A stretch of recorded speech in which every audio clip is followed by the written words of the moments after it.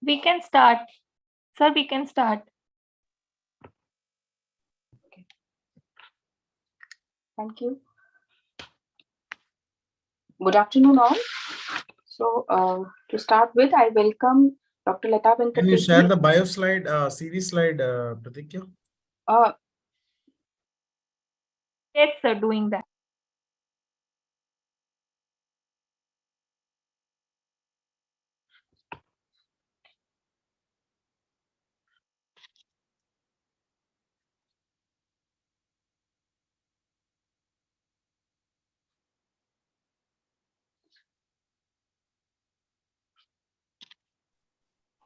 Is it visible, sir?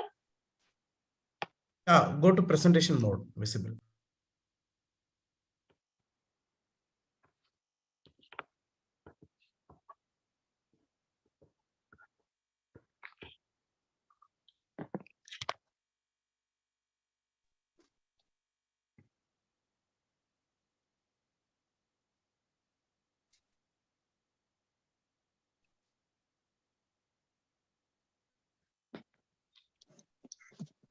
Good afternoon, all. I welcome Dr. Lata Venkatesh, President CNRS and organizing chairperson for this short-term training course on research methodology. I welcome all the panelists and team of CNRS for this today's session on research analytics and data visualization. I welcome the organizing secretary, Dr. Muthu, for this session. I welcome all the participants for today's session on research analytics and data visualization. I welcome our speaker, Dr. Ganguly, for today's session. So, sir is busy and is traveling. So, due to some urgent work, so sir has sent the recording, and we will be having the recorded session for today. And sir is the professor and director in the School of Management and Commerce, NIMS University, Jaipur, and he has done MSc, MBA, Masters in Library Sciences, PGDC, and PhD. And he has got the awards and fellowships as Boni Hits International for Science and Technology from USA, Roll of Honor for Service Excellence conferred by Terry. He has a lot of research projects and work. He is a result-oriented professional having exceptional intellectual capabilities over the 28 years of experience in knowledge management, capacity management, building project management. He's a professor and business communication in digital marketing, MBA and BBA students. He has handled several leading projects funded by the government, bilateral and multilateral organizations in collaboration with peer group members, and he has been the programmer and grant manager, including the strategy for roadmap for implementation. He has developed a unique model for DAVE, that is data analytics and visualization experience. He has expertise in data and research storytelling, and he has over more than 26 research projects which are sponsored by bilateral and multilateral government by government of India. He has 13 books publication and 36 MOOCs, Coursera wise in Swayam project and PG Pathshala, and 19 research papers. So we'll be having the today's session on research analytics and data visualization by Dr. Shantanu Ganguly.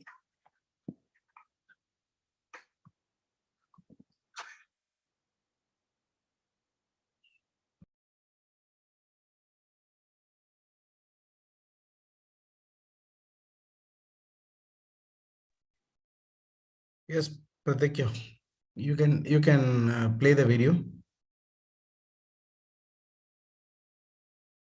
Yes, sir.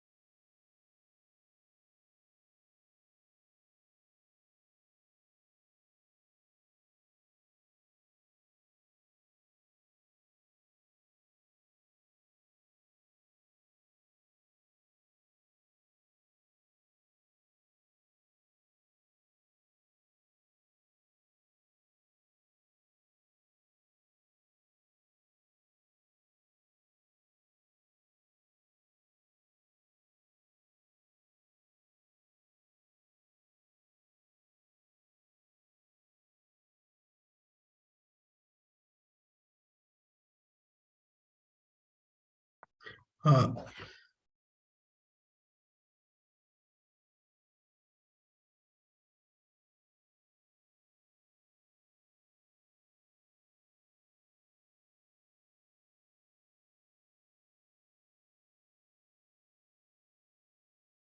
there is no audio, please. Okay, sir, just a second.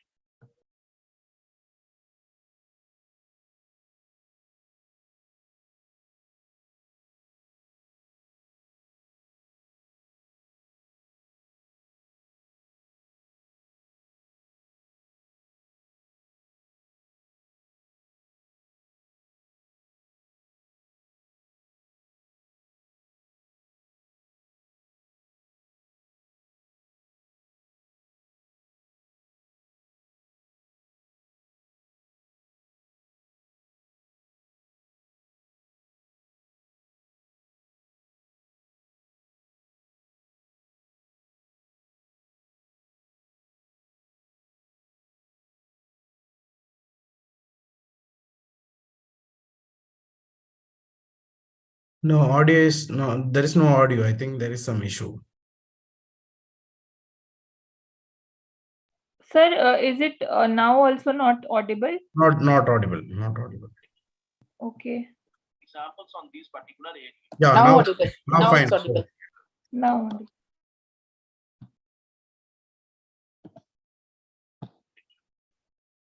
Another important component, which is recently actually it was revolutionized by. Go back to the first slide.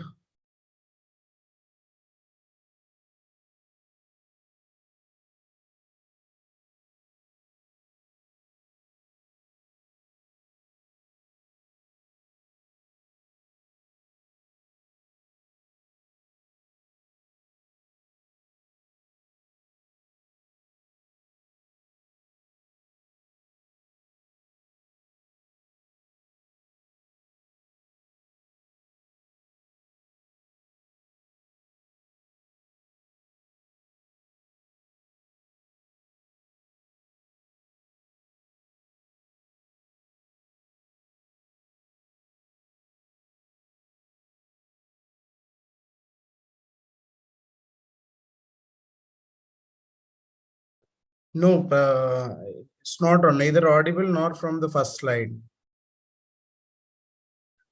Shall I try share from my side?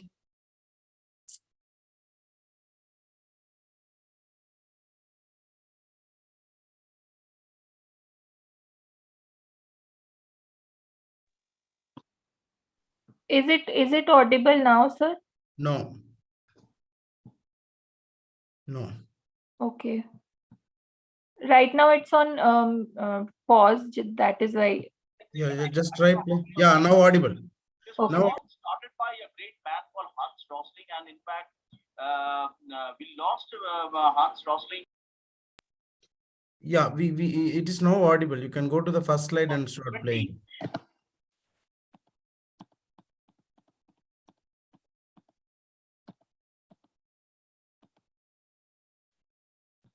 Content is concerned, and another important component is basically the context, the purpose. Now we know that any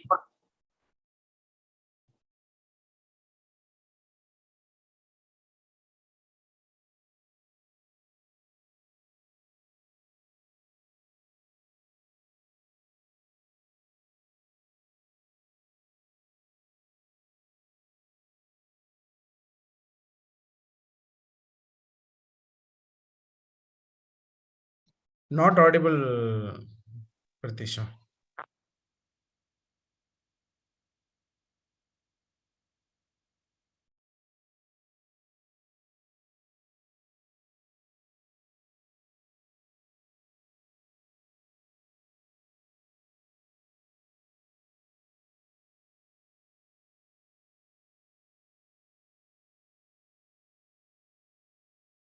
I think there is some technical difficulty. Can you unshare? I will try to share from my end. Okay, so because in the middle it stops. Once it starts, then it stops the sound. Just There is some unshare. I issue. will try to share. Let us see. Okay, sir.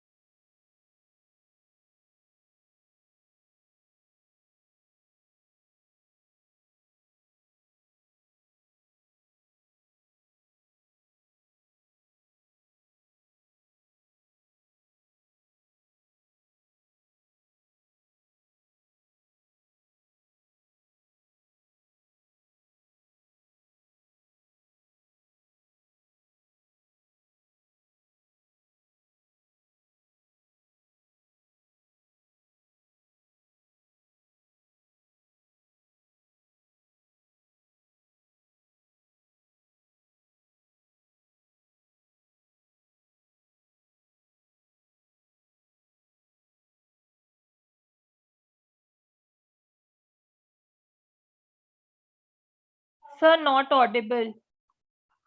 Is it And audible? over the years, I had gained a lot of Now experience it is audible. now. in the field of research analytics area. So shall I go ahead?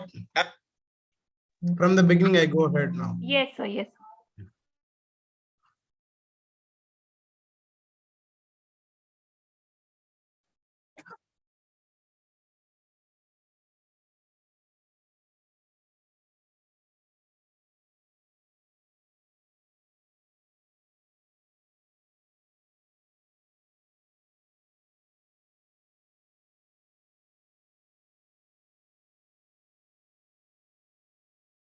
good evening, everyone.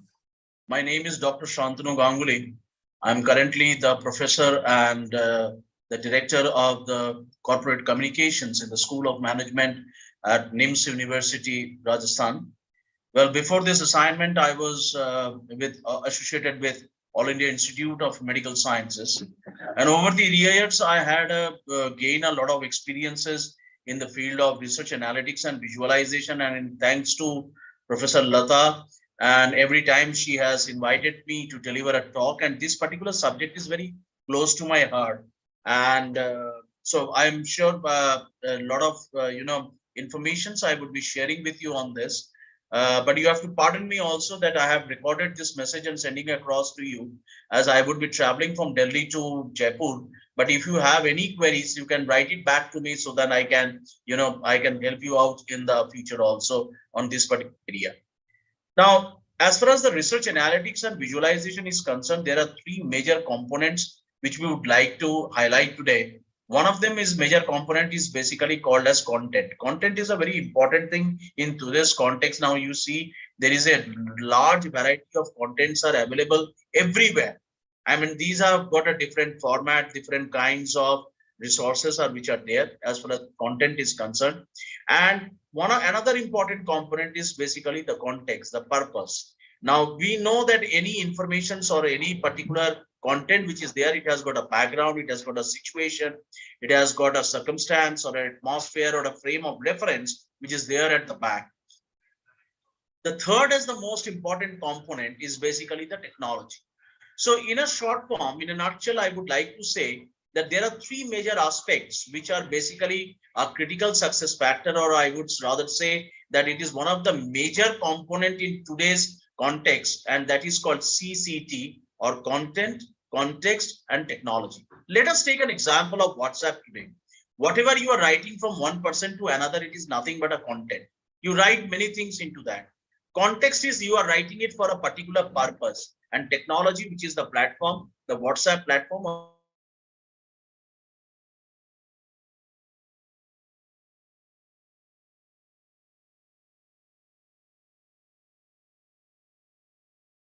Sir, the video is paused.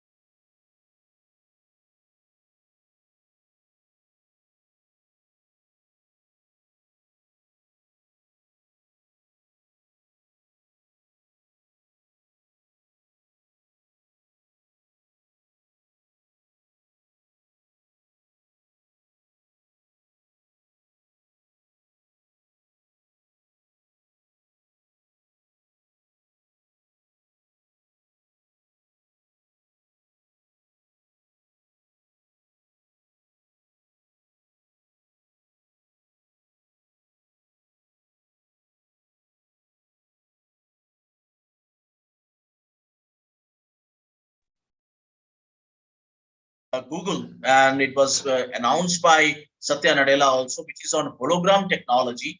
And why the hologram technology is playing a very important role, the reason being is that hologram technology is completely based on what is called as natural language processing.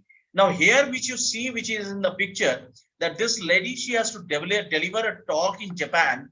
And now in the Japan, when they want to deliver the talk, the most important part of it that this particular talk, which is going to deliver, this particular talk is going to be in Japanese language, but she doesn't know the Japanese language. So there is a using this hologram technology, a same kind of model comes in front of her, and then this whatever she is speaking in the English language, on an online basis, it is getting converted into naturally that language is getting converted into what is called as. Sorry to interrupt, but cannot see the screen. Now, It is so just when the voice coming. content, context, and technology. So, examples on these particular area. Actually, some problem is happening. Whenever I click and it goes to the next slide, that's why there is a disturbance happening. Sorry for the trouble. I'll play it again. Okay. You don't unmute. Actually, if you mute me, you audience won't be able to listen any audio. That's why I play it again once again. I think some slides has been skipped due to this. No, sir, I'm not muting you. Okay, it got muted once. That's why Okay. I'll close it and play it again. Okay. Sorry for this. So let us please start. So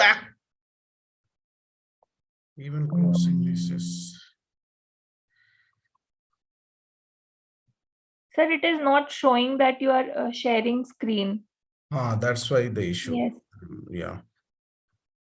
Actually, there is an option called 1 second. Advanced portion of screen and.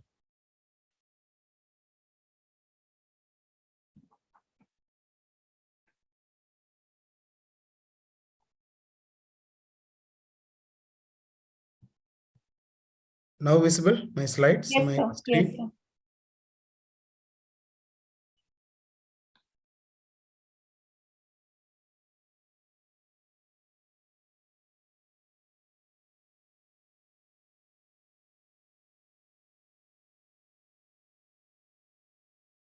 good evening, everyone. My name is Dr. Shantanu Ganguly. I'm currently the professor and the director of the corporate communication area. Now, as far as the research analytics and visualization is concerned, there are three major components which we would like to highlight today. One of them is major component is basically called as content. Content is a very important thing in today's context. Now you see there is a large variety of contents are available everywhere. I mean, these have got a different format, different kinds of resources are which are there as far as content is concerned. And another important component is basically the context, the purpose. Now we know that any informations or any particular content which is there, it has got a background, it has got a situation, it has got a circumstance or an atmosphere or a frame of reference which is there at the back. The third as the most important component is basically the technology. So in a short form, in a nutshell, I would like to say that there are three major aspects which are basically a critical success factor, or I would rather say that it is one of the major component in today's context, and that is called CCT, or content, context, and technology. Let us take an example of WhatsApp today. Whatever you are writing from one person to another, it is nothing but a content. You write many things into that. Context is you are writing it for a particular purpose, and technology, which is the platform, the WhatsApp platform on when we are communicating. And it has completely revolutionized the world in today's context. Now, when we talk about this content, and here in the healthcare sector, one of the major healthcare sector which is revolutionizing in a very big way, there are a lot of applications, whether you are in the nursing field, whether you are in the healthcare services, or whether you with interacting with the patient care system, information system. One of the important component which is very big thing which is coming up, in fact, in AIMS also I have introduced in the Department of Anatomy for the teaching purpose, which is basically called as a AR and VR application, that is augmented reality and the virtual reality applications, which is once again also based on the same CCT, that is it is built with a very powerful content base, where basically when you're teaching all the students into that, context is that you are delivering it through a online mode, and the technology, which is the VR applications or the augmented reality, where you wear a particular glass and you can see live the all kind of the surgeries which are going on, or say for example you have to take out the heart from the body and you want to study all the superior vena cava or the inferior vena cava, or you want to see the the cholesterol which is being accumulated in the in the pulmonary. So everything can be looked into whichever the research area you are talking about on that particular section. Another important component, which is recently actually it was revolutionized by the Google, and it was announced by Satya Nadella also, which is on hologram technology. And why the hologram technology is playing a very important role? The reason being is that hologram technology is completely based on what is called as natural language processing. Now here, which you see, which is in the picture, that this lady, she has to deliver a talk in Japan. And now in the Japan, when they want to deliver the talk, the most important part of it that this particular talk which is going to deliver, this particular talk is going to be in Japanese language, but she doesn't know the Japanese language. So there is a using this hologram technology, a same kind of model comes in front of her, and then this whatever she is speaking in the English language, or on an online basis, it is getting converted into naturally that language is getting converted into what is called as the Japanese language, and the entire presentation was converted into that particular thing. Now, so when I'm talking about the content, context, and technology, so content is basically what it is. It has got a multifaceted role as far as the clinical information specialist is concerned. What are we are subscribing or procuring for our institutions? A vast amount of resources are subscribed by AIMS. AIMS has got a huge collection of resources. Context is how our stakeholders are using it. How do we measure the optimal utilization of the resources? And what are the mechanisms to reach out to the unreached people and all? And technology which is coming up, which is basically called as the what are the platforms used for research visualizations and how it can help the different type of stakeholders and all. And I'll be giving you a lot of examples on this particular area. So let us start, giving you a brief account of the research visualization. So actually the research visualization, I don't know how many of you are aware of, this was all started by a great man called Hans Rosling. And in fact, we lost Hans Rosling in 2017, and where he has used some of the classical visualization method to show the how the how the entire all the 200 countries which has got millions of data which is available there, 200 countries, 200 years of data which is completely conceptualized in the form of just a 4-minute video, and it shows everything, and it shows in a nutshell that how this particular this Hans Rosling's model shows that how one can, instead of juggling with the huge amount of data, but the entire presentation he has conceptualized in just 4 minutes using a various amount of data, but a very strong research visualization platform he has used. So knowledge is basically for the healthcare sector.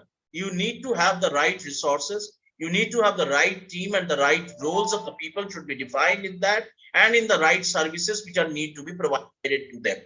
So whatever research you are doing is basically research of the people, research by the people, and research for the people. And that is going to be the universal mantra for everybody who are part of this. So in fact, when I work with various national, international, or government projects, I find that we need to bridge a lot of gap. And the funding organizations and the stakeholders, when the stakeholders are doing any kind of projects with the funding organizations, they always try to find out what is the research impact. How one can find out the research impact, that whatever research we are doing, are we doing enough for our society? So that's a very, very important area to need to address on that particular context and all. So for any kind of research purpose or a visualization purpose, one of the important component is you need to have a trusted resource. And you need to have a comprehensive content, and there is an impact outcome is required always. Otherwise, it's of no use. So basically, we need to have a resource which has got a which has got a reliability, which has got relevancy, and which is very comprehensive in nature, and it has created an impact for the researchers or the people at the large. Now, as far as the organization in this particular context is concerned, here you can see in that we have to, for all the doctors, we have to provide everything in the right context, in the right format, and they are looking for it. They need a lot of right guidance. They need a lot of right decision making, and which is required for the right time. In fact, I had to play a very, very pragmatic role when I was in AIIMS, where I have to provide a lot of information to all my researchers who are part of the AIIMS. And there is almost more than 3,000 doctors are there, including the nursing information specialist and everybody, where they're looking for a large amount of information which I had to provide them on a continuous basis. So that was a very important area where I had to play a lot of pragmatic role in these aspects. The next is the various kinds of services which are provided to them. Now, these services are, I have defined here as a part of my research, which support which I was to provide as a research support service. So I started a new wing called research support service, where it's provided a lot of access to online resources. I used to tell them where you can find what. So it's a very important thing. It's because there is a huge amount of resources are there. So people need a lot of handholding. My researchers need a lot of handholding on those areas. A lot of research support services required. A lot of academic integrity services are required, and there is a reference management tools are available. So we to provide a lot of training on those areas, and then research to publication services. That was also one of the important component of it. As far as access to online resources is concerned, now it is generally categorized into 4 major verticals. One of them important is your electronic databases. We used to subscribe a large number of electronic databases and all. There are a lot of multimedia databases which are also available there, and these multimedia databases are extensively used by the faculty members for teaching purpose to different researchers. And then we used to measure the research output also, because whatever research we are doing, we have to showcase it to the government also. And then the electronic theses and dissertations, we have created a database of electronic theses and dissertations too. The major databases for clinical decision support system is British Medical Journal Best Practices, BMJ Case Reports, the Web of Science, that is the Clarivate Analytics, the Scopus, which is a very big database of Elsevier, and then up to date, which is by the Wolters Kluwer and all. Some of we used to subscribe more than 1,400 plus journals, which are large, which is available in the B.B. Dixit library, and these are accessible 24/7 from anytime, anywhere. And we had this Ovid Wolters Kluwer complete database, which is supported by Lippincott. Then we had the entire e-journals, almost 267 journals. We subscribed from the Springer. Then Elsevier's 242 journals from Science Direct. And then the Wiley online journals, it was also a part of it. The next component was access to a lot of e-books were there, on which one of the important database which we have on Access Medicine, which is by McGraw-Hill, and then we have Oxford Medicines online, and then the Ovid e-books collection also there. The most fundamental and most extensively used database what we have is what is basically called as a multimedia databases. One of the important multimedia databases we are used here is basically called as a Eklund's Anatomy. Now, this particular database, it is extensively used by all my faculty fraternity for teaching purpose, as well as for for treatment of the people also. Now, this particular database has got a huge collection of only multimedia databases, and these are the real time, the surgery aspects are shown that on a particular thing. Say, for example, you would want to see an open heart surgery. So it shows all the step-by-step process from process 1 to process end. The entire process of the open heart surgery, it would be shown. If you want to see, like, for example, how to place a intrauterine devices. So a complete process for implantation of an intrauterine devices, it can be completely shown on that. So these are some of the multimedia databases which we have. We earlier used to have a Jove database, but later on it was closed down because it was not much extensively used, and the whatever requirement was there, it was on Eckland's anatomy. We used to provide everything through the Eckland's anatomy. One of the major aspects of research support service which we provided to all my faculty fraternity of across AIMS, and not only to across AIMS, but other AIMS also now they started taking a lot of benefit from, and research desk services, like for example, remote access. Like my faculty members, they are everywhere 24/7. They want to access their resources and all. So we had a very strong remote access platforms through which we used to provide them a lot of services. We used to provide a lot of assistance in academic integrity. There are several people want to write best of the research papers. They're very strong in their subject areas, but one of the important thing, where to publish what. So they need a lot of hand holding. So I had to play a lot of pragmatic role in those areas. Then document delivery services, where see, under the sky, every resources we cannot have. So what I used to do, I used to manage those resources from other libraries also, since we had an interlibrary loan facility. So these kinds of research desk services, it was completely dedicated for the B.B. Dixit library, and it was meant for all the AIMS, and anybody can access those resources, and it was extensively used for getting the research support on the. Another area which I already mentioned, that there is a project-based information service. Like for example, if anybody is working on a particular project and he needs certain, very customized informations on those certain areas, so we used to provide a lot of informations to them on those areas. I myself was involved in, like for example, in projects, like I was doing a project with one of Professor Lata's colleague, Dr. Manju Rajora. I was doing a project with her. Then there was another project which I was associated with AIMS Kalyani, which was on pressure ulcer. So they need a lot of information on a very specific subject area. So I provide a lot of information on those areas.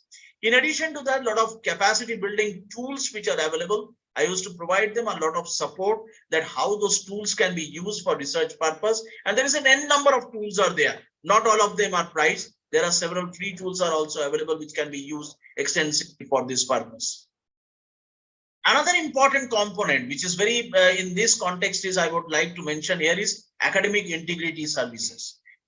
Under academic integrity, we provide a lot of plagiarism, copyright, and this is basically, see, people had a fear related to as far as the academic integrity is concerned or copyright violation is concerned. Actually, what we have this Authenticate Solve platform, which provides what is basically called as the a kind of a similarity index. So I used to help a lot of doctors, lot of researchers who are coming back to me and asking that how can I as per the UGC guidelines, how can I reduce it to 10%. So in many cases I had to tell them and to help them out how to do the paraphrasing. I have to tell them so that they can reduce the similarity level, index level in that. So a lot of hand holding I have done on those particular areas. There is a very, as far as the research purpose is concerned, so what I did, and I looked at there is a research vision that AIMS should have a very strong research vision, which they have already. So, but in keeping that in mind, I started a very interesting thing for my young researchers who are coming there to bring out a solution for them. And that is through one of the major mechanisms which I did it, which is basically called as a research canvas. So I'll show you exactly how that research canvas I have done that. See, there are certain 4 templates are available. Now these templates are very interesting, and it has got what is basically called as it has got different it's in that canvas. It has got 9 sections are there, and each and every section has got what is basically called as some set of questions are there.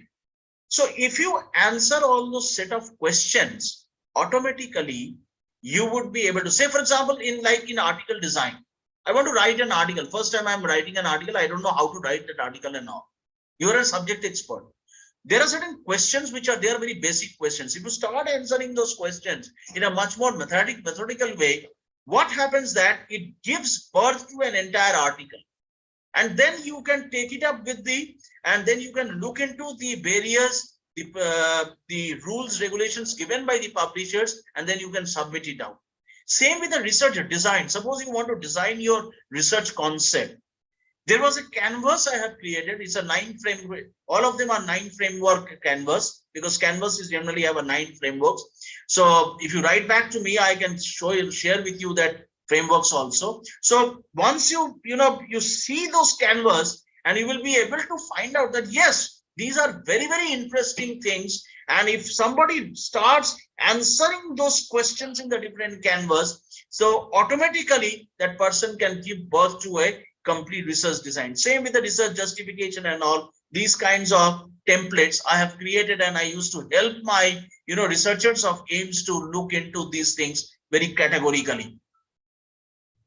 The other aspect of research insights, which is very strong as far as the AIIMS is concerned, is that well, I started one of the major objectives when I was there, and I had discussions with the entire team of the research and innovation team of headed by Professor Subrata Sinha, then Professor Vinita Ahuja, and everybody, and later on Professor Rama was there, Rama Chaudhary. And so I started what I was thinking, that why not to map the research publication of AIIMS.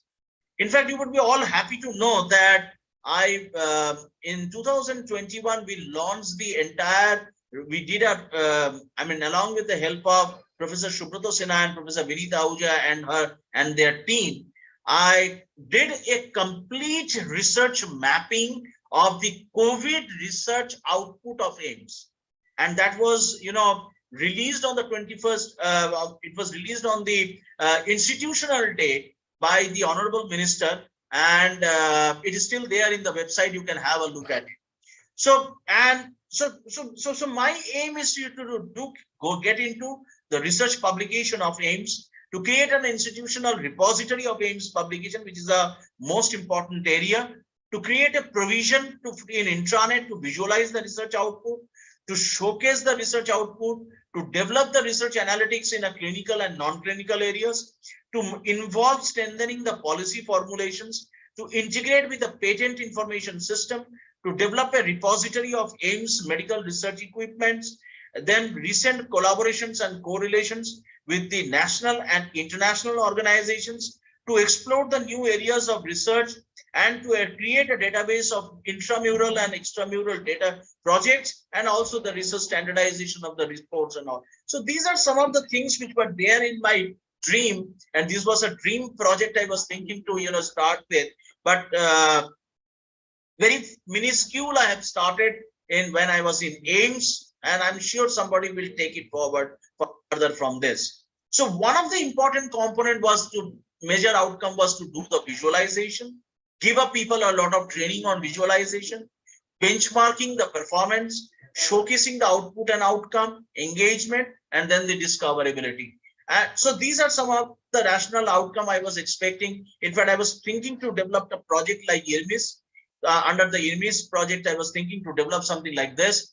And then I was also planning to come up with a research progress bulletin, a compendium of case studies, research impact stories, and all the monthly research outputs on various databases and all. A large number of, I was telling Professor Subrata Sinha that there is that in AIIMS over the years, there's a large number of projects are done. In fact, in many organization institutions, a large number of projects are done. In the past also, I have given a lot of training on these areas. When you do a particular project, please remember that that project has got different components. Almost 9 components are there, which are associated with one single project. And we need to suppose to create a kind of a repository or an archive or a kind of a system, an information system on these areas. Like, for example, what are the proposals? Research papers, the primary data, the secondary data, the altermetrics, the alignment with the sustainable development goals and the national missions, the various policies which are come out, the abstract, the secondary data, the patents, So these are some of the very major areas of a particular project, and all of them should be added in one particular bouquet of a project report which is there. So it was my, in fact, I have developed it in my past institution also on these areas, and I have developed a very comprehensive knowledge management system based on these areas. So that was my aim, that I would be developing a similar kind of a thing when while staying in AIMS actually. Then patent information system is a very important area, like what are the patents granted, related national and international patents. So it should be at one particular platform. Like for example, if I'm going for a patent, so what is that information I should get in hand, so that I don't need to go to every website. And so I was trying to put together everything at one particular aspect. Medical equipment database. In fact, all of you can go through that. I was a part of the team of a huge medical equipment database I have already created for DST, Department of Science and Technology. If you go to the website of DST, Department of Science and Technology, you will see that there is a particular database which is called as NSTMIS, National Science Technology Management Information System, NSTMIS. In that, you will find that there is a database which is created on medical equipments. So there are different types of equipments are there. Now it is, see, for example, today being in a research organization, I want to buy a particular equipment. Where to contact what? What would be the specifications of that? Do I know that if there is any kind of equipment is there in the nearby organizations or not? So I created that when I was in Terry. There was a medical equipment data, a kind of an equipment database we have developed on all this scientific and research. And there was a act also came out of that. And so I was thinking to create a similar kind of a database for AIMS also. Then research co-creation, like what are the emerging trends which are there? Many of the faculty members are not part of the Orchid or Vidwan. So I was helping them out to being a part of Vidwan database or Orchid database to create their profile management on these databases. Then research grant information system, that how to, creating the intramural projects, a database of intramural projects, a database of extramural projects on these areas. So there is no repetition of wheel takes place in these areas. And then also start planning to create a researchers zone where different types of research tools, research canvas, learning and development tools, and regulations and the governance are there at one particular area. So that was one of the major area I was trying to look at it.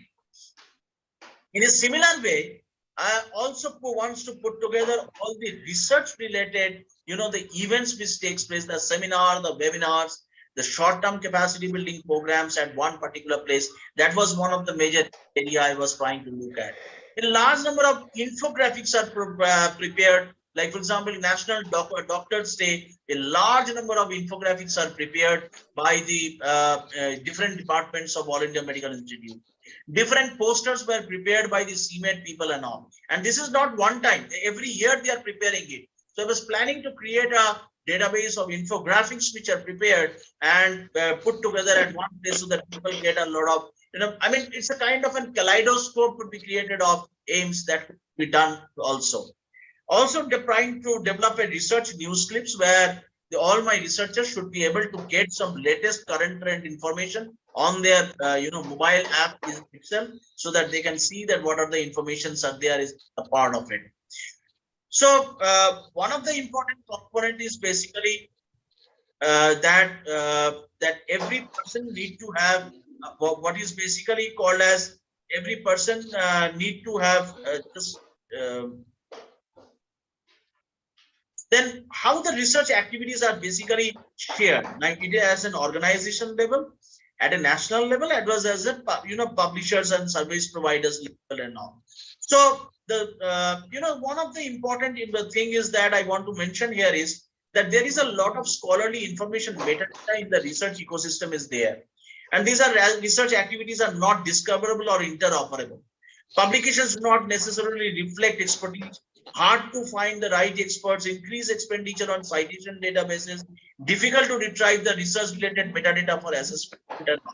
So for all this purpose, and this information, like in today, if I look at where is the research information related queries are there.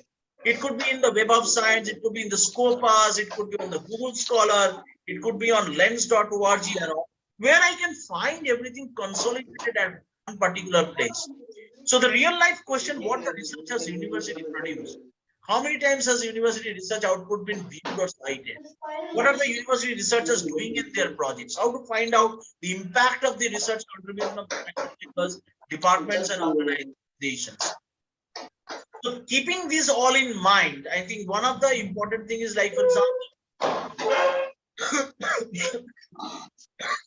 that we need to have a very strong research information management system when we want to address these important queries actually.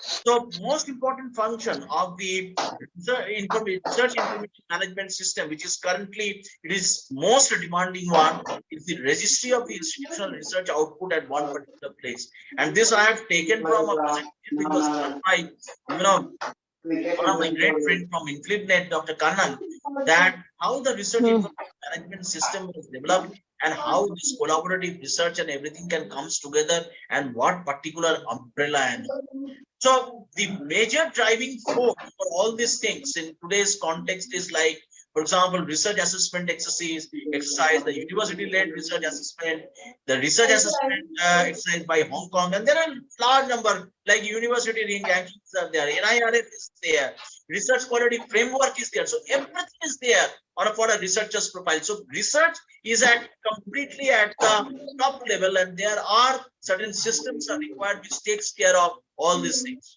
So, and various things gets benefited out of it. And the governments, the policymakers, the research funders, the institutional leaders, the researchers themselves and improve transparent information about the research outputs, quality and impact. And this has led to national mandates. For example, your NIRF, that or the research excellence framework developed by the UK, or excellence for research in Australia, that is by ERA. So all these things are very, very important as far as in fact, I myself have worked on with the Research Council for UK government, where basically a lot of research insights have gone into, when I was working with them with a project on WEF, that is Water Energy Food Nexus, which is a triangle nexus, where addressing the different types of sustainable development goals, that entire framework was developed on that. So these are some of the very important things. And one of the important thing which IncludeNet has developed, which is basically called as IRINIS, that is the Research Information Management System. And I would urge everybody to please go through it and see and that how IRINIS IncludeNet.ac.in is playing a very, very big role, and all the organizations that they can be a part of this. So it is basically nothing but Indian Research Information Network System has been developed. In fact, my friend Dr. Kannan is instrumental in developing this particular framework and all. So the data integration workflow which takes place in the IRINIS is in this way, that you have the personal information and the research activity, you have an ORCID ID, you have a CV, HR and everything.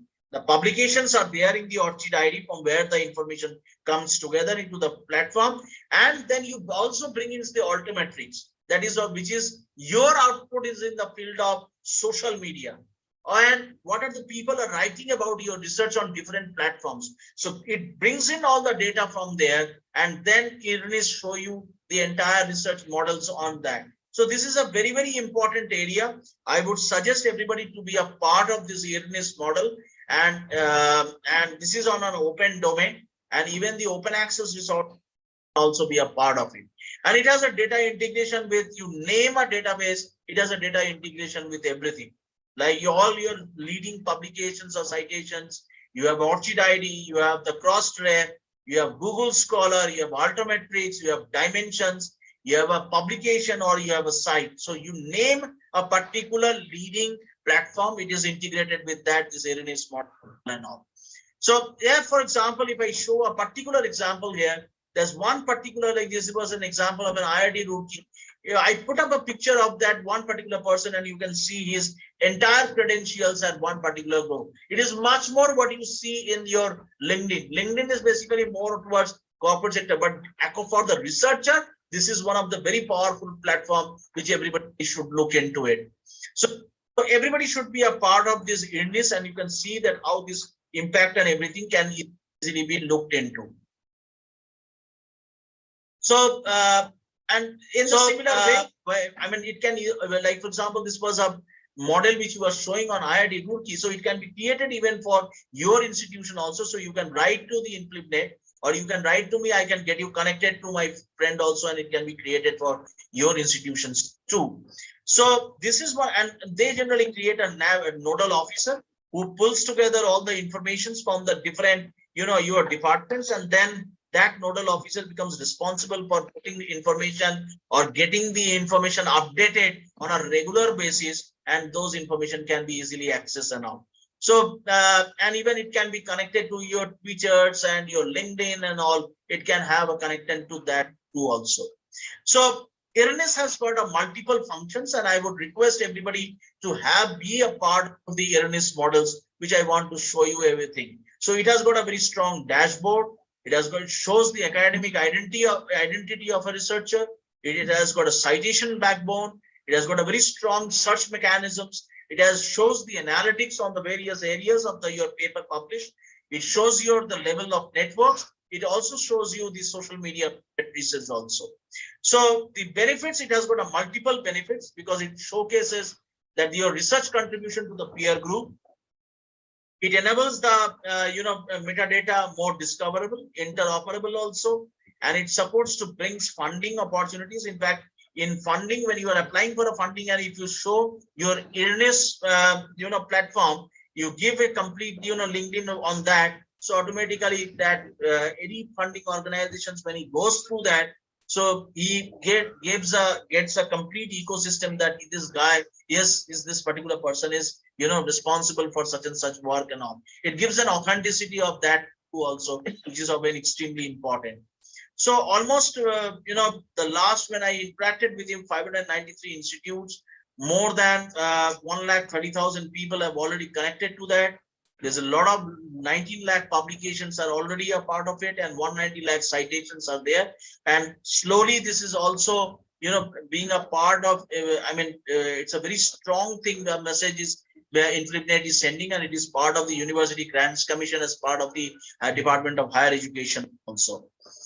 ERNIS is implementation, you can see in the state level, and also it is implemented. Now I'll show you the research mapping which I have done of the AIMS publication also. See, when I joined in AIMS, so one of the major thing is that I have to, my core value was to strengthening the research of AIMS. That was the major area which I was trying to look at. So on one hand, I have to do the mapping of the research publication of AIMS to create an institutional repository, IR of AIMS publications, to create a provision in the intranet to visualize the research output. And the another component was mission, a knowledge mapping of the AIMS research output. That was a major area which was there. There were three major criteria. One was that I have to capture the research base. Second was visualizing the research base, and third was strengthening the research base. So everything was based on a process and interconnectivity. Now, the few steps which were involved in the initial stage when I was doing it was not a very easy thing for me to develop when I was developing it. So I had to create a complete, who are the team members who are going to be a part of it? What would be the access? Access to databases and platforms and all. That was one of the area. The third was the data aggregation, that extracting the data from the various platforms, and then the different types of platforms I looked into, which are the best platforms which could be used for the data visualization purpose. So how it all started, so creation of a time frame. So one of the important things that I will start in a very small scale. So I bring in a lot of subject matter experts also on board, and there was a lot of motivations was given that their name would be printed on the documentation and all. And then we started the entire model for that thing. So process mapping. So first was that since I'm not a doctor, so basically I had to, connect with the experts of different subject areas. So my Dean Research, Professor Subhato Sinha, helped me a lot to get connected to all the experts from the All India Medical Institute. Experiments with each and every platforms I started looking to which would be the better. The data packaging was done and there was a lot of showcase was also done on that. The major challenge came when I looked into the data which I have to be extracted out was either PubMed, Web of Science or Scopus. Which one I will look into? Now see, basically the most critical part of it is that all these three of them have got, what is most important is that three of them have got a different level of scope. Now for the mapping the AIIMS researchers mindset, I mean, I need to be very creative, insight and persuasion. I have to get, because all information were not there in these three databases. So there were a lot of other sources I had to pull out. So I collected a lot of data even from the annual report also. Lot of mapping was, content mapping was done for the annual reports of the last so many years of mapping was done. And from there also started getting into the data out of that. So a lot of, discussions with the researchers at different levels, different committees where I was talking to the people and all. So most important part which I was trying to do is that how I can create a research visual story. In fact, when I was doing this particular presentations even in ICMR, because I am also one of the member of the ICMR communication board, when I was doing that and I was telling them that how to create a what is basically called as a research visual story. It is a very important thing. How a common man comes to know that what is the research has been taken place. They may not be knowing those jargons which we are all aware of. So we need to come up with those, research visual story has to be created and all. So we did a little bit of pilot study. So 25% eval, we got into 25%, we looked into it. There was a lot of problems into the data. Then we once again, we went back to the experts and all. Then again, 50% was done. And then ultimately, slowly, it has taken the entire path of, collection of the data. So in today's context, what is most important is content is the king and context is the queen. So most, and according to WHO, to provide information, advice and guidance to decision makers, key audiences, to promptly action that will protect the health of individuals, families, communities. So we need to, do a lot of research communication. It is extremely important. This is a statement I've taken from WHO. So for that, what is important is develop a research strategy, benchmarking and analytics. So research information landscape was created. Now, when I started developing a research information landscape, I looked into these are the 4 verticals. You have a research profiles owned and edited, which I have already mentioned. Citation and metric sources are there. The n number of platforms are there.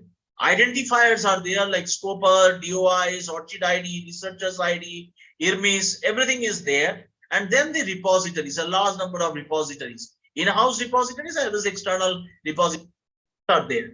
But most important part is research visibility. How do you increase the research visibility today? So you need to, you need to discover, you need to engage, and you need to create an impact. That is what is most important as far as the research visibility is concerned.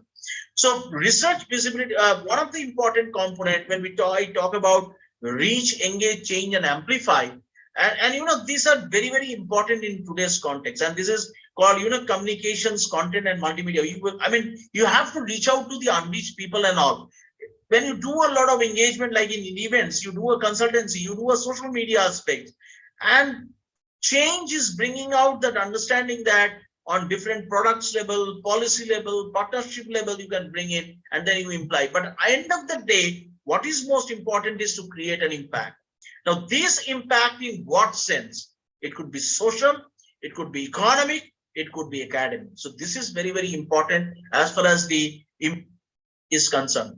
So open access model is a very, very important component. It's playing a very important role. And you have the large number of resources. Some of them are there in the periphery, but when you talk about the actual academic impact, it is the open access which plays a very, very important role as far as the research is concerned, because you create an influence, you create a resonance with the people, you create an impact of the results which are coming out, and that's what very, very important as the economic is concerned. So let me take you to the research communication. So one, I generally tell people that if you want to do your research communication, then most important part is you should understand the 5W and 1H. What, when, where, why, and these if you give an answer, and then the how is basically the entire methodology. So there are some 101 innovations I came across, and this is one a model, and there is a large number of basically different platforms are available. Like it is useful for your writing purpose, it is even writing for your publication purpose, outreach purpose, assessment purpose, and discovery purpose. Now these platforms are all available. Many of them are free of cost. But only thing is that when you want to do a particular research on a particular level and you want to communicate to the people, you have to choose the best ones out of it. Because without choosing that, you can't do it. So it's a very, very important as this is concerned. I came across a very interesting platform which was developed by IWH, and I find that if you want to measure your research impact, so they have given in a nutshell that this is how, this is called they have given a research impact model. And from vertical 1 to vertical 4, if you go back, see, on each and every sections, they have defined that how your research can create an impact and in what way. In fact, this particular research impact model is so, this particular framework is so interesting that anybody, and it is under the Creative Commons, anybody can use it and you can do a customization of it, and anybody can see. If you are into a soft research, you have a certain level. But if you want to go for a hard research, then you have a certain levels. And if you start putting your things into these components on each and every components, you would be able to answer a large amount of things on these aspects. And I would request all my nursing clinical researchers who are there, since you are a part of the research methodology, please go through this particular framework and see that how you can also play a very pragmatic role as far as the research impact is concerned. Now I'll quickly give you some of the glimpses of the various visualization tools which I generally use for to create a research impact. Out of which one of the tools which I came across, this is a tool which is basically see, for example, there are during COVID-19. There is and before COVID-19 also there was a lot of problem which is basically called as an autism. Now, if you go to this particular platform where real-time data is being created, and this particular platform where the data is getting changed on every minute, and once on the autism related data is getting changed, the entire this picturization shows on which are the humans areas those data are basically getting generated, and visually that data is getting data is getting visualized and getting presented actually. So I would request all of you to please go through this website and see that how the visualization has been done on autism area. Same with if you go to a platform called re3data.org, you will find that this is a cycle which is there, and on any particular area, if you want to have a particular data visualization on a particular subject area, you can show it in these with these particular methods. RE3 has got a platform which these kinds of visualization is easily being done. So like, for example, if I look at in fact, in India, and there are other 51 repositories which can be done. And in RE3 actually platform, all of them have been created, the RE3 platform itself, and you can explore in RE3 itself. Then this is a platform which was developed during the COVID-19 cases. And here you can see if I do on a country basis, if I want to see that what are the total number of COVID-19 cases are there, there is an entire AI-driven completely framework was shown where the different changes in the data is depicted. And these visualizations creates a lot of impact when you do it in yourself and showcase work. A very powerful platform I am showcasing here, which is called as Connected Papers. And this is available free of cost. And here you can see it is using an artificial intelligence and machine learning. And it shows a cluster that on what particular subject areas your research is going around. And this is only in the field of science and technology. Medical is one of the major area. And if you start looking into it, and some of these data which are there, if you are doing a research on this area, you can pull out your own data from there, and then you can showcase it in your research paper also. And each and every cluster, the bubbles which you see here, it is full of the research papers which are depicted on that particular subject area. And that is how the visualization takes place with the help of this connected paper. So this is a very powerful platform which you see here as far as this is saying. Then there is another important, these are all open access models which I'm showing you. This is another important model which extensively, I use all of them very extensively. One of the important model is called as open knowledge maps. Now, I was asked in AIM, when I was in AIM, so I was asked to find out research mapping on these subject areas, and like tuberculosis, brain tumor, liver diseases, pheochromocytoma, on these areas and all. So when I came across this open knowledge maps platform, I find that it is once again on a particular area, like if it is pheochromocytoma, on that particular area, what is the research output has taken place. And it shows in the form of a complete, what is basically called as a bubble. And this is the open knowledge maps platform. You don't need to do any registration and all. Just go to the website. You can select which of the database, because it does only with two platforms only. One is a PubMed and another is a base. I would suggest that you can go with the PubMed, which is on life sciences, and you write your own area, say on nursing area, you want to write on something, and you can get your entire data on a cluster framework on that. So this is a very interesting area. Another important area where the data visualization you can do, which is basically called as a Dimension. Dimension is one of the world's largest linked research information data set. You can look into it, because you can see that more than 1.5 million or maybe more than that. When I've taken, I think it has gone beyond that. You can just you have to register yourself, and you can see a large amount of different types of data which are there in this. It also helps, Dimension also helps you in lot of on digital sciences. It also helps you to look into some of the data which are extremely important, and which also showcases that that it shows beyond the citations, and it has got a link also. It is basically on a linked data platform, which is basically very important. I'll tell you why.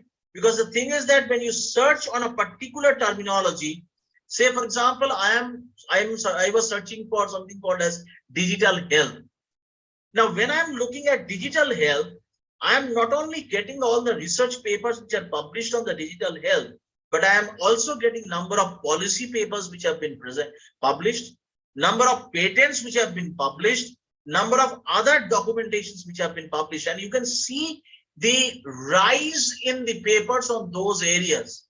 And this is a very strong database where I would request everybody to please explore this. And you can synchronize, you can see the last 10 years data, you can see the last 5 years data and all. You can synchronize it, cull out the data from there, and can use it for your research purpose. So it shows a very powerful research visualization on these areas.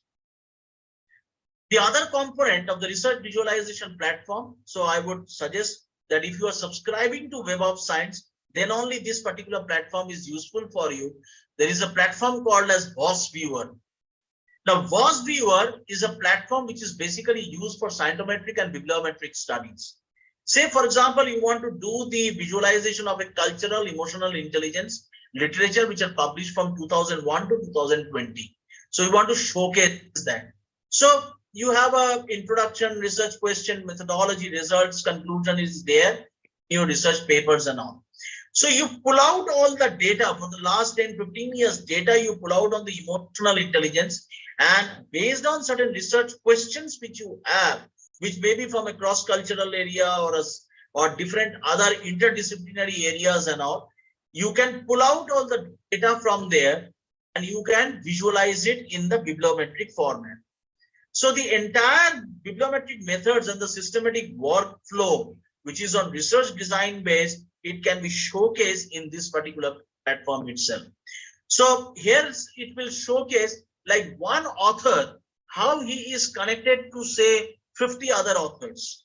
So it is based on the number of frequency of the authors and the keywords they are connected with that particular word. So it can shows its frequency. It also shows a different cluster model, just like the previous platforms have also shown. And it also showcases a co-authorship. Say, for example, if you are as a researcher working on a particular area, you want to find out who is working on the similar area some other country, say on USA or England or Switzerland or Sweden, they are working on those areas. So one can easily showcase that on this area, other people are also working. But please remember, as I mentioned, the data which you are going to use it, the bibliographical data, if you are subscribing to only Web of Science, then only it is possible, otherwise not.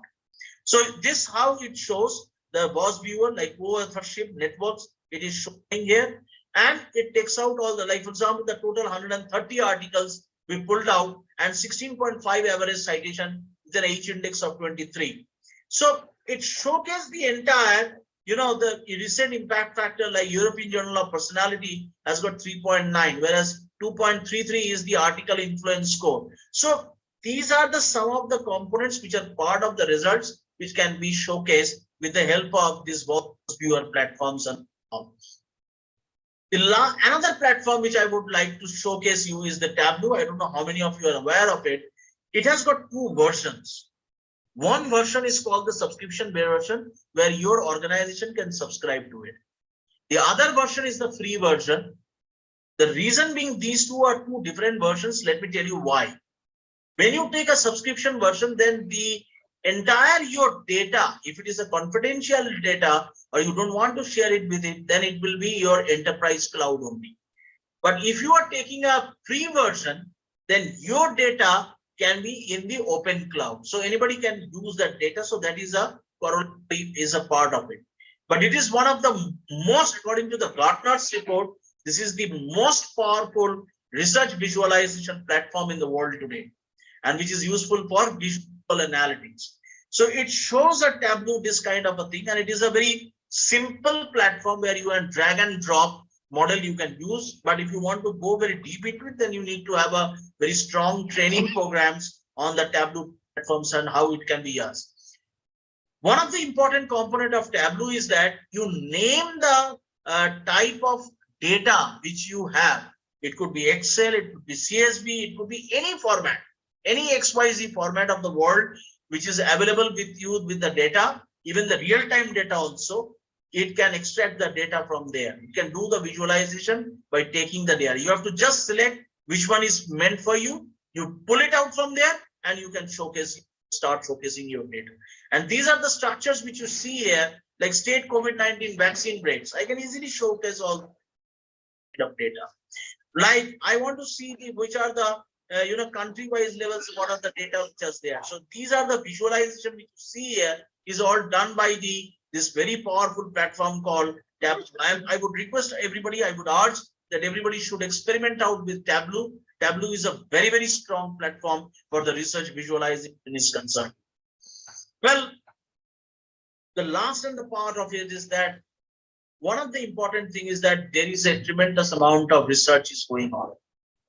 But the most important part is that how do you communicate your research to the common man, to the people who are there to listen to you?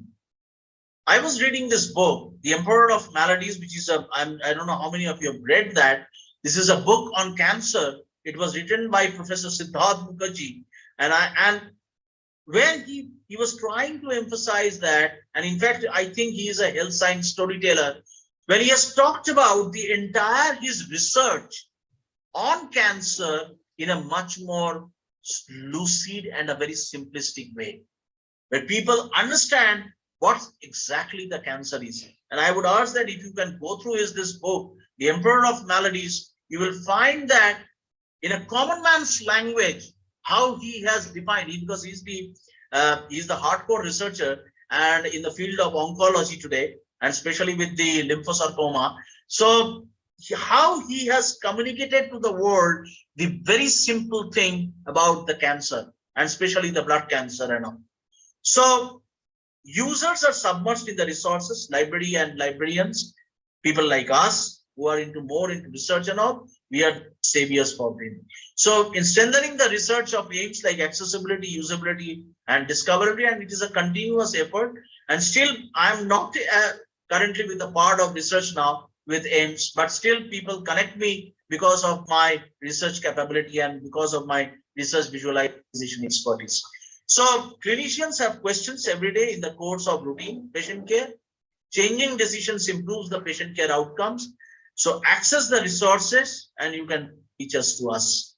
And this is an engagement model University of Sussex has come up, and which is talks about that how one can have an engagement model as a researcher, and how on what level you should have an analysis or a research analytics can take you to a different level, where as a researcher, as a faculty fraternity, how you can showcase the critical thinking.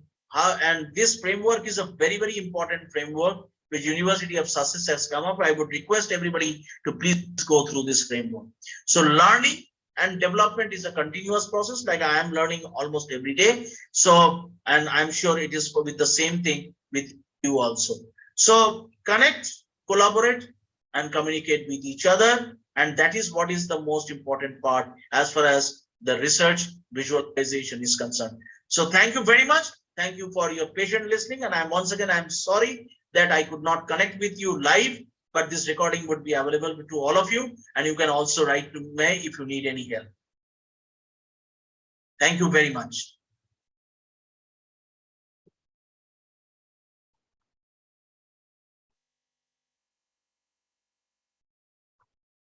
So I would like to thank Dr. Shantanu Ganguly in his absentia for the excellent session he had taken, which was very interesting and very comprehensive. Participants can write their questions and sir would like to answer those. He said he will be later on answering. Right now he's traveling, so he will later on answer these questions.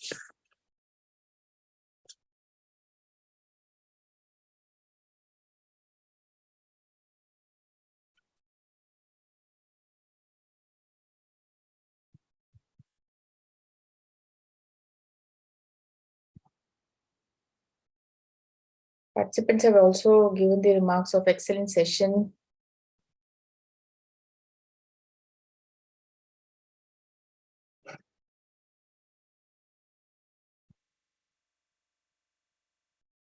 I would like to, there are no questions. Only one question on what is soft research and hard research. So sir has told to answer the question later on. He will be. So all the questions which the participants are asking, they will be forwarded to sir and you will get your replies. Just one information for all the participants, the feedback link is shared in the chat box. Can you all of you are requested to fill the feedback form.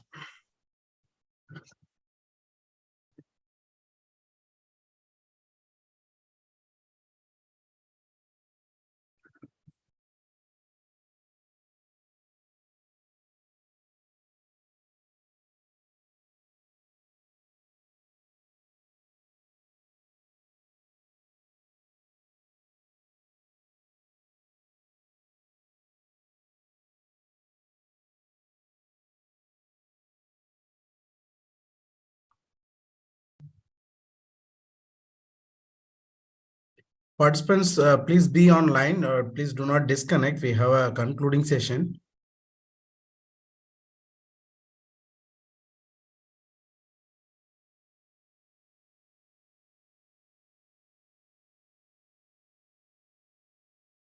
All participants are requested to be to stay online. We have a concluding remarks and announcement of dissertation award by CNRS. So all are requested to be there. And please fill the feedback form.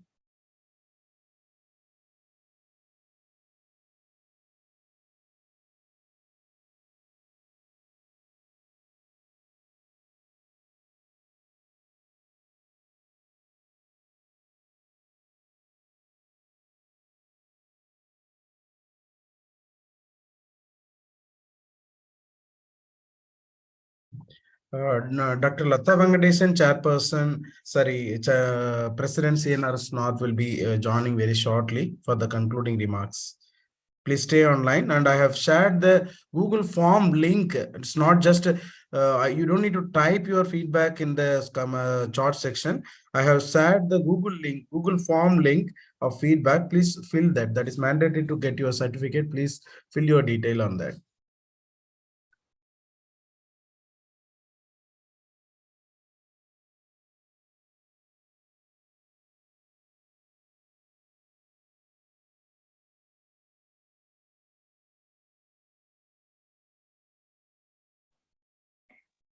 Sir, there is a problem students are facing. They are saying that they are unable to access the form. So maybe there is some setting issue.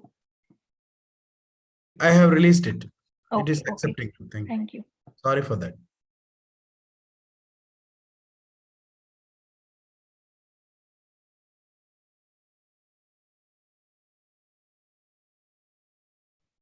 Apologies for the mistake, and now it is accepting the responses. Please kindly fill it. Thank you.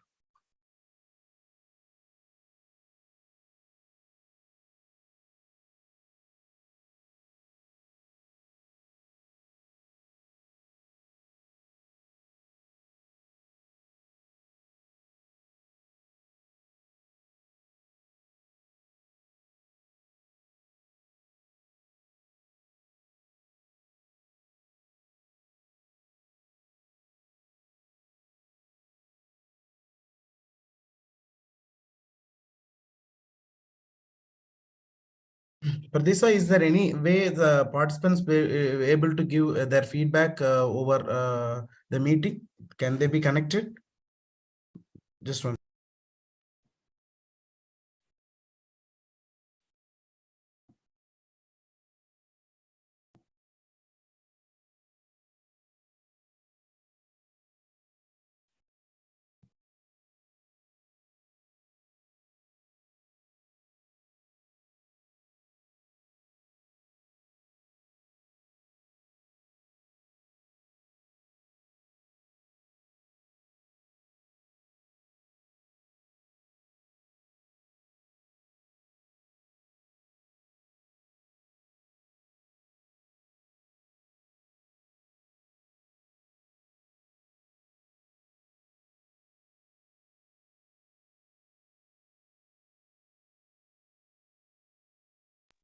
We will start our concluding session in 5 minutes. Meanwhile, complete the feedback form, all of you, please.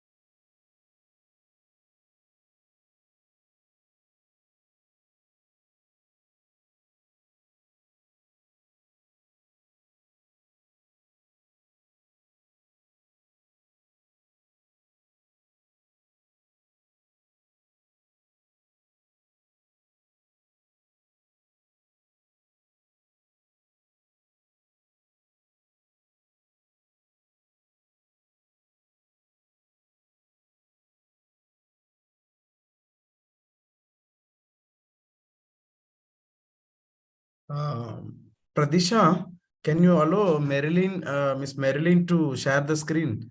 She Yes, wants to sir. explain about the membership. Yeah. Yes.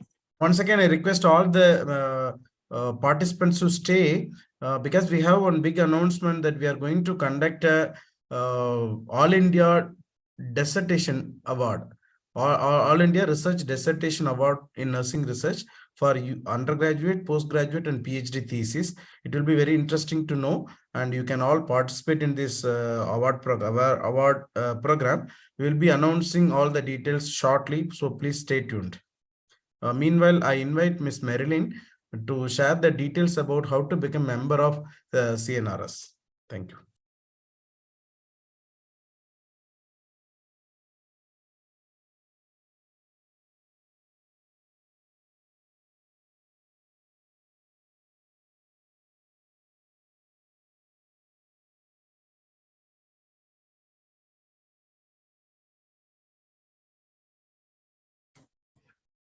Good evening, everyone. Is my screen visible?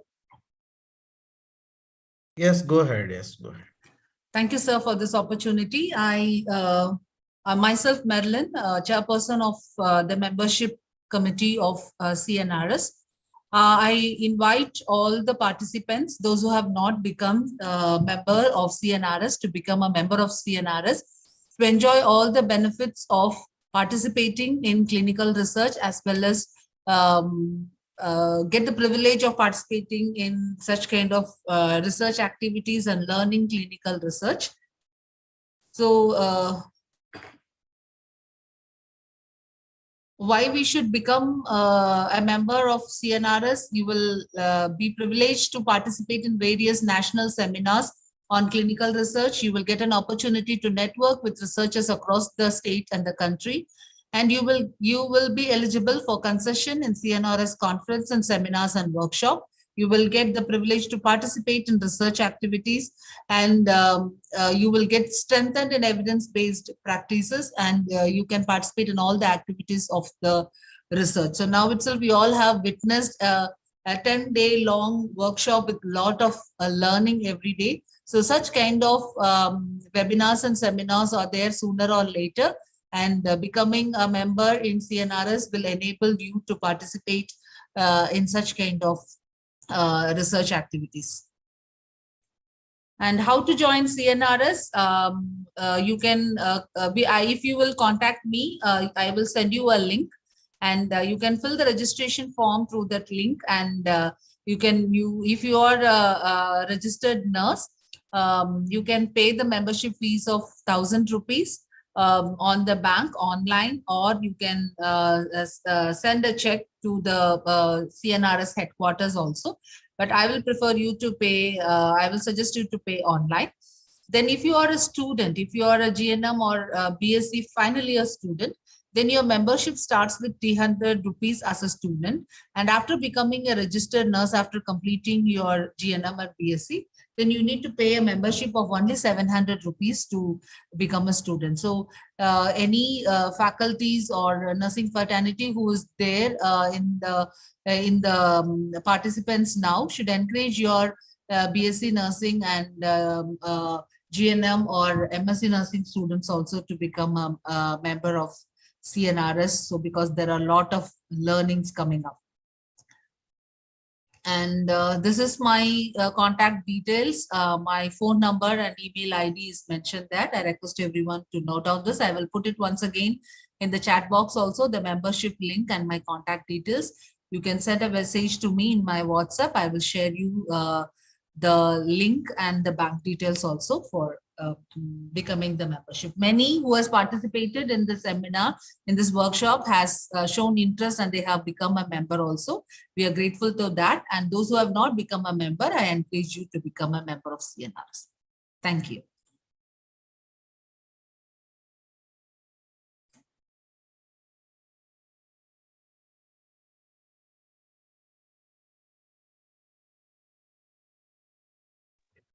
Dr. Pragya, Madam Dr. Lata Venkatesan will not be able to join because he's traveling and her network is poor, she's not able to connect.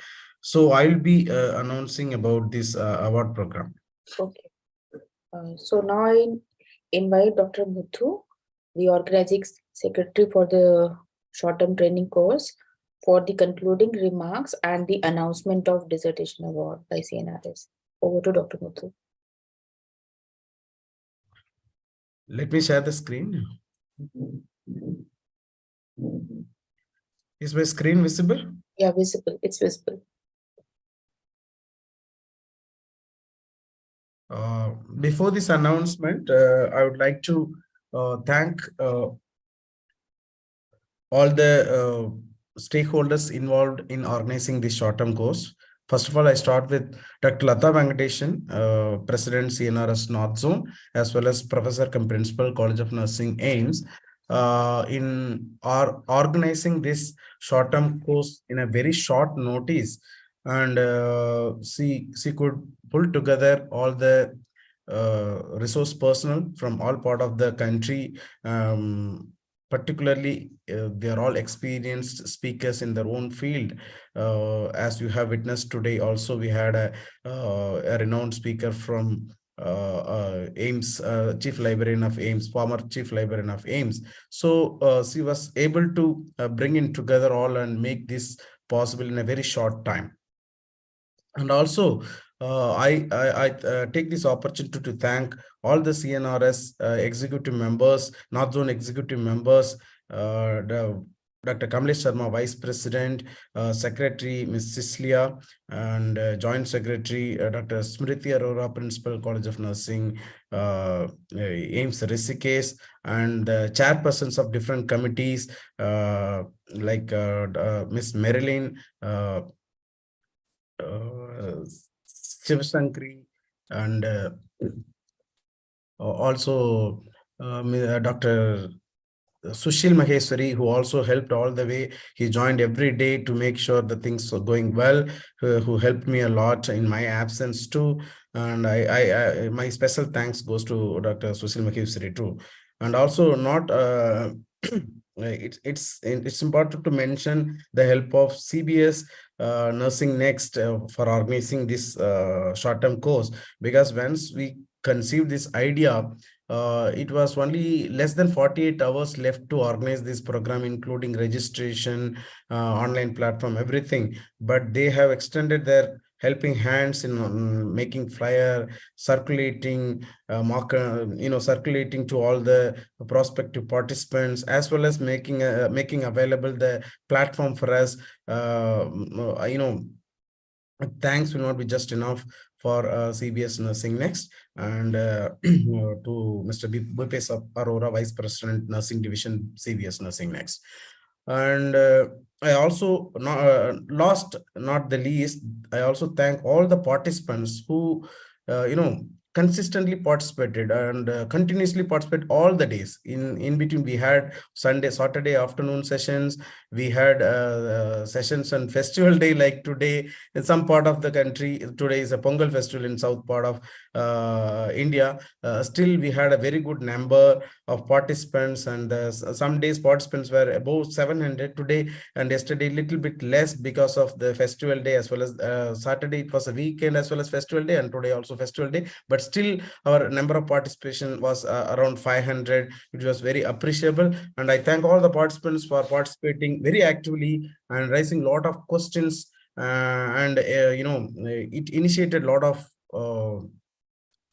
discussion, so that our knowledge get extended in this area.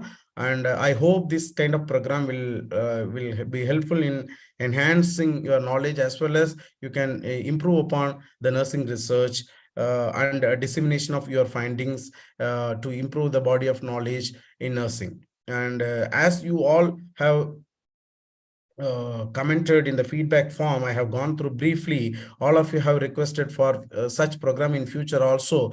It will be conveyed to the president, and we will come up with innovative programs like this on the suggested area, as well as we also have shortlisted certain areas. So you can expect very shortly all those announcements, because we are also encouraged with your response, with very good response from you. We are also encouraged to do such programs in future. That's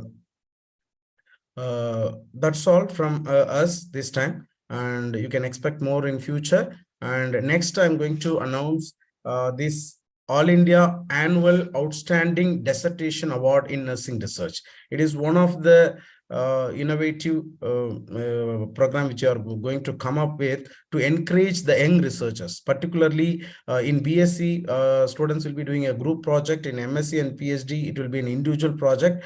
So just to reward their hard work and to appreciate and encourage them to come up with a very good research, we are announcing an All India Annual Outstanding Dissertation Award in Nursing Research in association with CBS and Nursing Next Live. I'm happy to announce that they have agreed to, with very short notice, they have agreed in principle to sponsor this program. I'll explain the details about this program, and soon we are going to announce and share the forms to submit your proposals. What is a selection process and application process? The students of B.Sc and post-basic B.Sc Nursing will be applying under the UG category. There will be three categories. One is UG thesis, that is UG dissertation. One is PG dissertation, and one is a PhD nursing dissertation. Okay, students of B.Sc and post-basic nursing will be eligible to apply under UG category. Students of MSc nursing will be applying under MSc category, and students of PhD nursing can apply for the award under the respective category. Thesis completed and submitted in the year 2022. Just note this point. Whoever completed in the year 2022, either it is B.Sc or MSc or PhD, and whoever submitted during the calendar year of 2022 will be considered for this award. Only those people can apply for this. Abstract of the thesis should be submitted in the given format. Usually it is IMRAD format: introduction, methods, results, and discussion. Okay, in the format with the consent of research supervisor and guide. Your research supervisor and guide should consent for this submission. The abstract must be in IMRAD format, as I just discussed, and it should be less than 300 words. And the jury will shortlist 5 papers in each category. 5 papers in each category. Depends on the number of applications. We may increase this 5 to 10 also, but it is up to the jury to decide. The jury will shortlist 5 papers in each category for the final presentation. So the shortlisted dissertation will be invited, the candidates will be invited to present in a platform where all the people, like today, we will have a national level meeting and all will be able to present in that. The finalist will present the paper during the award event organized by the CNRS North Zone. And the best dissertation from each category will be awarded the best dissertation award and a cash prize. The research supervisor and guide of the respective thesis will be acknowledged with the best research supervisor award. So we have both award in each of the criteria, one in each of the category. That is best research, best dissertation award that goes to the student researcher, whether it is B.Sc or MSc or PhD, and the best research supervisor award goes to the respective guide. Second prize and third prize for each category also there. And also the online form for abstract submission will be shared very soon, and whoever participate in this program definitely will get mail regarding the announcement, also link for submission. And I hope most of the participants here are more than 50-60% of the participants are faculties.